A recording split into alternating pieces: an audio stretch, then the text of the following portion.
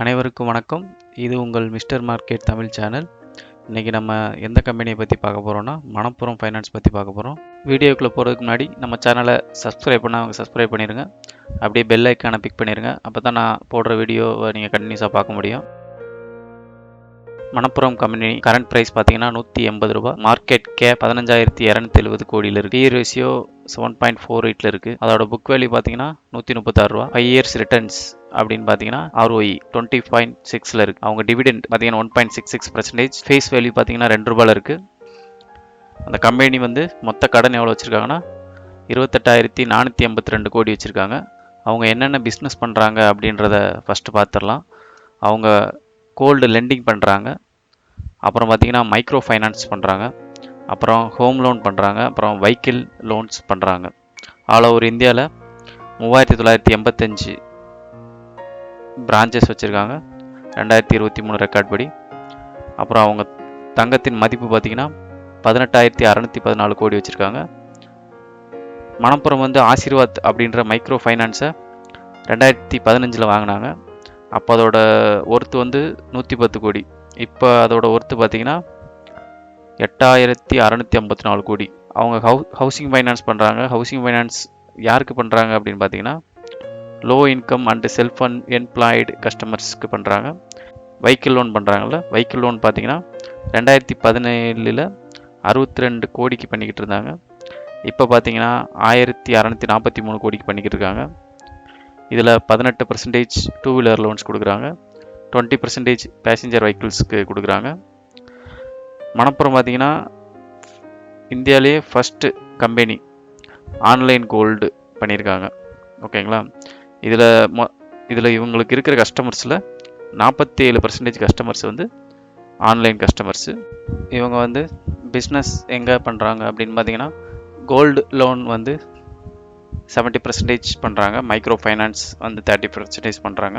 Locations wise பார்த்தீங்கன்னா south இந்தியாவில் 63% பண்ணுறாங்க, நார்த்தில் 17%. இன்னும் அவங்க வைடர் பண்ணலை நார்த்தில்.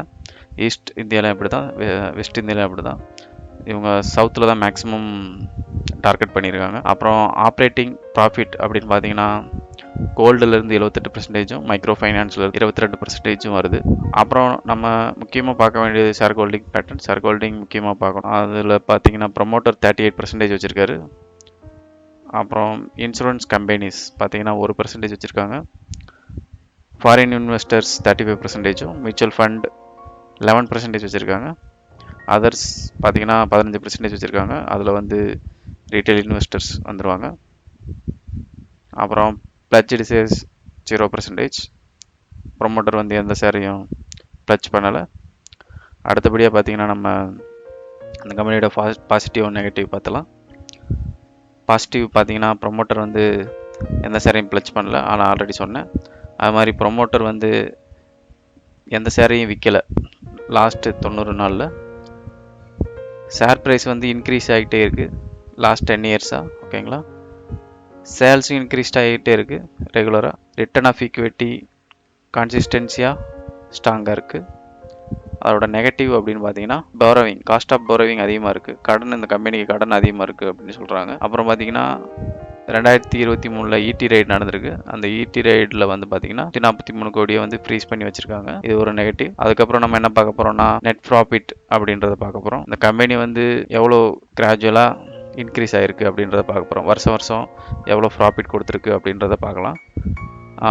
2014 பார்த்தீங்கன்னா கிராஜுவலாக இன்க்ரீஸ் ஆகிருக்கு. அப்புறம் இன்ட்ரெஸ்ட் பே பண்ணுறாங்க, ஏன்னா அது வாங்கின கடனுக்காண்டி இன்ட்ரெஸ்ட் பே பண்ணுவாங்க. அதர் இன்கம் இருக்குது.